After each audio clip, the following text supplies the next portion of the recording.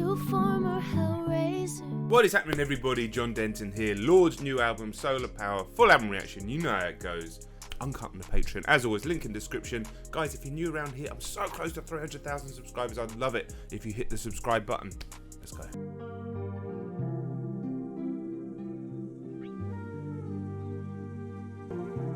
It's like Black Hole Sun, Soundgarden vibes in the instrumental so far. Born in the year of Oxycontin's embrace. Now I'm alone on a windswept island, caught in the complex divorce. Okay.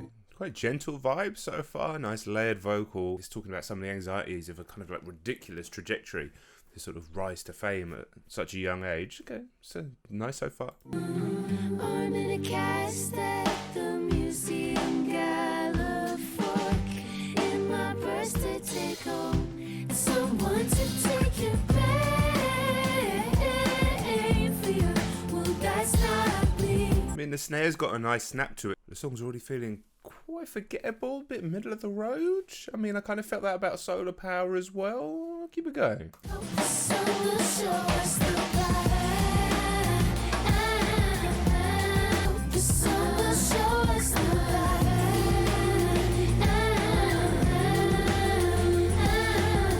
Yeah, this one didn't really have the edge of some of her best songs, whether it's more up-tempo stuff like Green Light or something a little more cynical and world-weary like Royals, which obviously she wrote when she was so young. It's alright. I'm a bit worried that it might be a bit middle of the road, which can happen to artists, but you know, I'm still a fan at this point. Solar Power I've heard a million times, crazy amounts of airplay over here, so I'll go straight to California. I stood up, the room exploded, and I knew that's it, I'll never be the same. Golden body back in my bed, but I don't miss the poison arrows aimed directly at my head.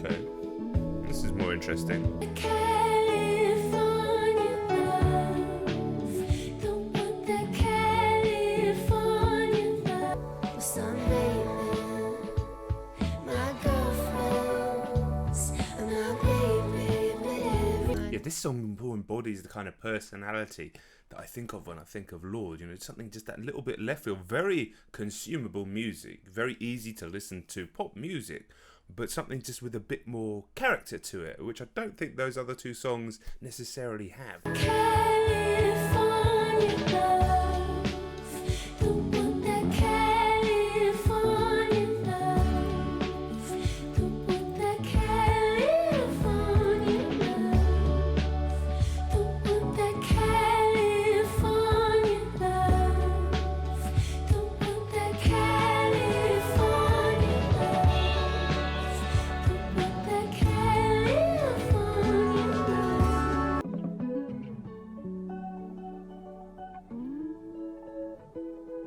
I like that song. Nice. Would have fit in her other albums, but with a little bit more maturity in the sound as well.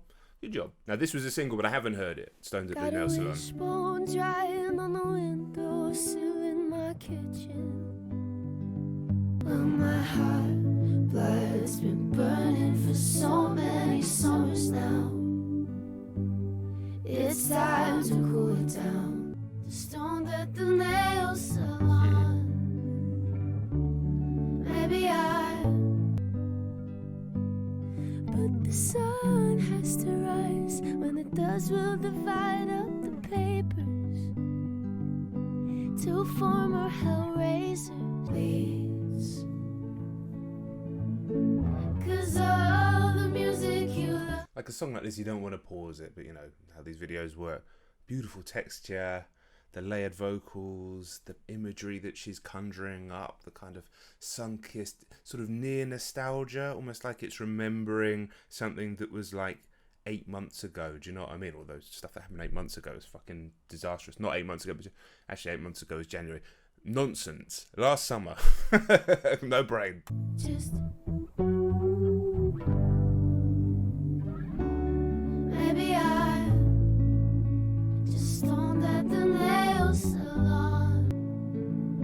'Cause all the times they will change and love come around.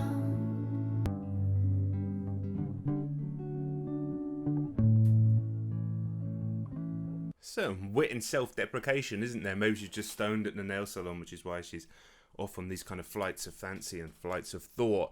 But it almost like undermines in some way the message of the song. But at the same time, it like it's witty, right? It's funny and self-deprecating. Very New Zealand to be like that as well. So yeah, I thought that was a standout track so far. Last two tracks really bringing it back, so I'm less worried now.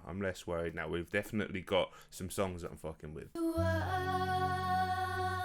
ones who came before us are the golden ones who were lifted on. And definitely a 60s sound, a 60s Californian sound running through that. Now I'm old, but I'm not that old. But you know, I'm thinking like Mamas and Papas, obvious reference. We will walk together, psychedelic garlands in our hair, the falling fruit,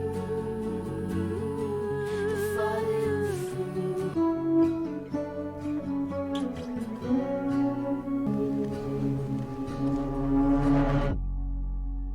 From the Nissan to the Phantom to the plane, we'll disappear in the cover of the rain. Yeah. All right. Let's go. Psychedelic garlands, the falling I wasn't sure about this song at first. I thought it was going for a certain type of vibe, but when it switched up, man, when it went into that like clash of the 60s style with something more modern when the 808s came in, just that little low-key section in the middle, it wasn't long. It really gave the song a different element. Pulled it out of the middle of the road, chucked it, I don't know where, into fucking Mount Doom or somewhere else in New Zealand, reminding me and reminding us all that Lorde is way more interesting. And maybe I was a bit harsh on those first two tracks. Now, I was just slightly worried that the whole album was just going to be that kind of tempo and not really do interesting things. I don't have to worry about that anymore. Not sure about those reversing lorry noises though. And when my girl's only having 2 drinks, then leaving. It's a funny thing that you never gain self-control. Couldn't wait to turn 15. Then you blink and it's been 10 years. The Solar Power's Freedom by George Michael has got a little bit of faith in it. Oh, very much so now.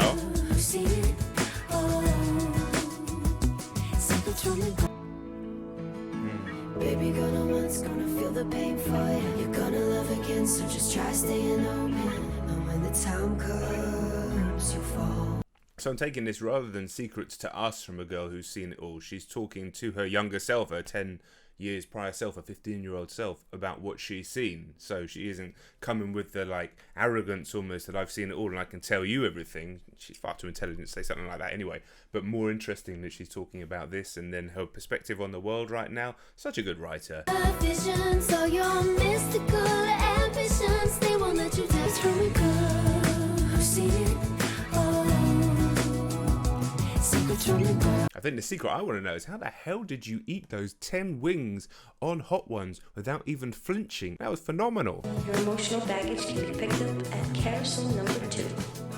Please be careful. An album this is reminding me of, actually, you might not even know this one, a band called The Thrills, an Irish band from like the early 2000s. This record, So Much for the City, and it was just this kind of like woozy, sunny, summery California sound from people who are absolutely not from there, which obviously Lorde isn't from there as well. And I'm getting very similar vibes, and not necessarily sounding that similar. And to be honest, Lorde's writing is on a completely different level to The Thrills, but that was quite a seminal record for me when I was much younger adult. And yeah, this is just reminding me of that. So if you haven't checked that out, I'd recommend it just to give it a go. It might not hold up. I haven't listened to it for a long time. Familiar with the feeling? And then when you're ready, I'll be outside and we can go look at Sunrise by Euphoria mixed with existential vertigo. When my back is turned,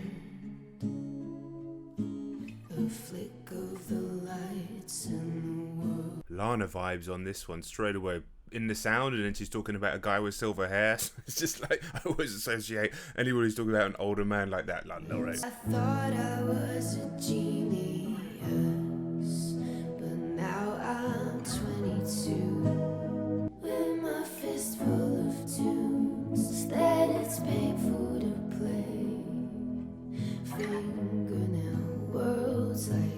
favorite seashell every festival day, dutifully falling apart. This was talking a little bit about sort of the anxiety of performing. I mean, there's layers to this song, not just in terms of how the vocals are layered, but there's just in terms of the irony of the writing, even at the beginning where she talks about turning her back and the furniture is moved. I was like, well, that must mean something beyond just the obvious.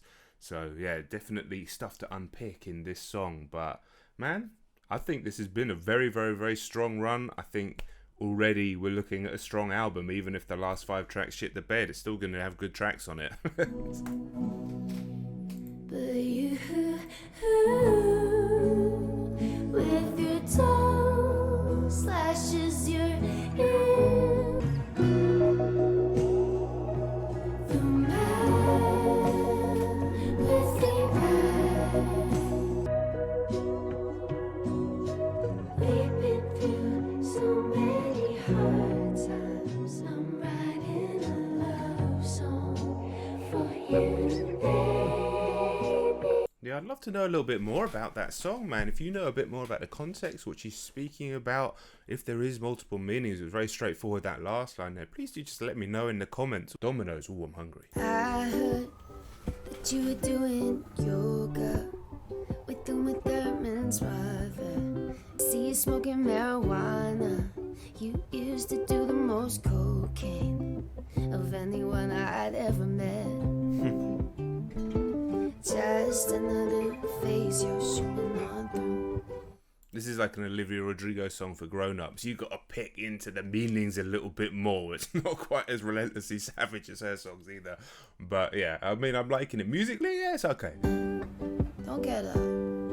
Yeah, it must feel good being this to start again. Short to the point. One knows that you're too good for me, don't they?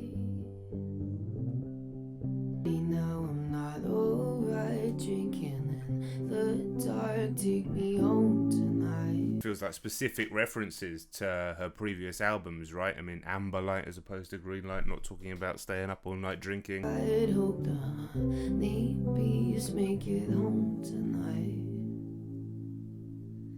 Baby, you're a big star. You're a big star. Again, there's layers to this song, definitely. And the big star, I mean, is she talking directly to herself like she appears to be in some of the tracks on this album? I mean, big star, solar power, I mean, okay, the connections are there as well. More than meets the eye on this track, and it's a delicate song that's sung beautifully and gently and doesn't quite have the sort of layered and depth of production as some of the other tracks. Dominoes stripped back and you could hear the sounds, whether they were layered on afterwards, it was actually there when she recorded, of the sirens and the rain in the background, giving it a kind of rawer feel. And this doesn't feel raw necessarily, but much more delicate, much more stripped back than some of the songs on this album. And you can feel the vulnerability in this track. I think this is a strong record, man. Whether it's as strong as the previous ones, I don't think it really matters, because like I said earlier, this just feels like a good statement of where she is right now in time. And I think as we track an artist's journey, it's important to have that rather than constantly trying to repeat the previous moments. SPF 3000 for the ultraviolet rays. Be the leader of a new regime.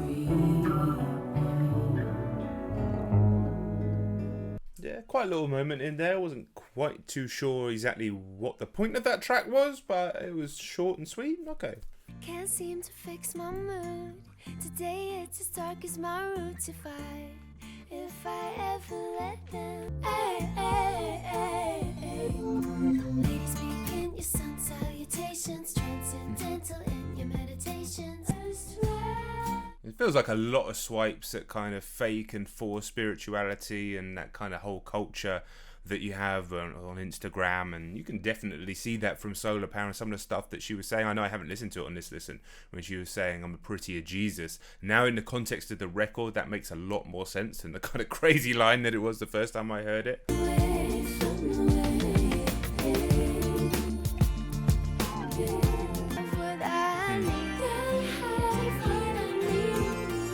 This song bangs, but it's also deliciously ironic. So yeah, I'm liking this song a lot. I do hope this one makes it to radio, because I think it's going to be swiping at a lot of people that don't realise they're getting swiped at, which is going to be quite funny.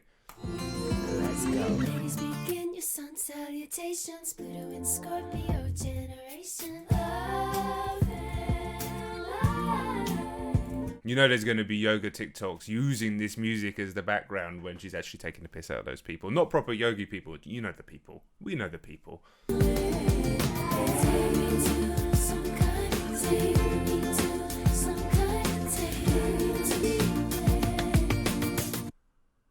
Ooh, sharp cut off there. It's a blue day.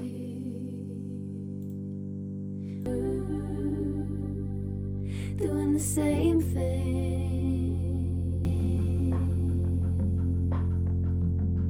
You'll catch the big one. Grateful for this offering. I'm looking forward to going back through this record and uncovering some more of the secondary meanings and dualities that are going on here, because I do think this is a record, so lyrically and conceptually, that is drowning, and not drowning actually, is dripping deliciously in irony. There's a lot of stuff that's taking the piss out of certain cultures here, and while it might not be as vital as a previous work that really sort of captured that energy of being that young, which is not massively relatable to my old ass, this...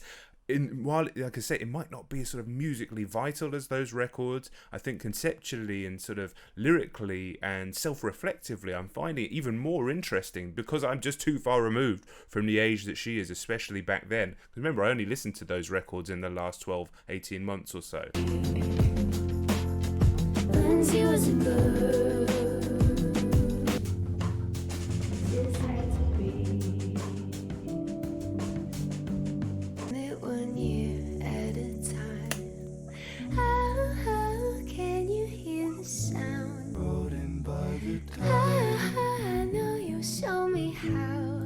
Who's the male voice there? Into the choir.